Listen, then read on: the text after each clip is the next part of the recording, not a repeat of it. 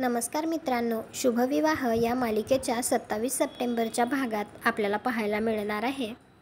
तिथे ठेवलेलं पाणी पांढरं झालेलं असतं तर लगेच भूमी म्हणत असते, हे पाणी पांढरं कसं झालं? तर लगेच पौर्णिमा म्हणते, अपशकुन झालाय. देवी आईची इच्छाच नाही आहे हिच्या हातून घटस्थापना करून घेण्याची. तर लगेच भूमी म्हणत असते, मला नाही करायची घटस्थापना.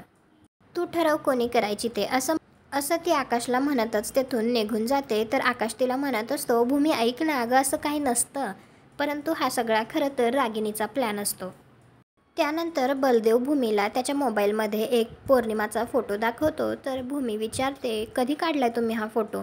तर बलदेव सांगतो, आत्ता 5 मिनिटांपूर्वी. ते पाहून भूमीच्या सुद्धा लक्षात येतं.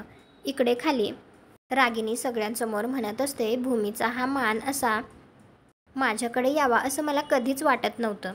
तेवढ्यातच भूमी तेथे येते आणि ती म्हणते, देवी आई तुमच्या मनाचा फार विचार करते हो. अशा पद्धतीने मान तुमच्याकडे यावा असं देवीलाही नाही वाटत. त्यामुळे हा मान माझ्याकडेच राहील.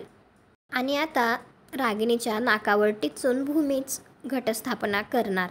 तुम्हाला हा भाग कसा वाटला ते कॉमेंट करून नक्की सांगा. व्हिडिओला लाईक करा. आपल्या मराठी मालिका चॅनलला सबस्क्राईब करा. भेटू उद्याच्या भागात.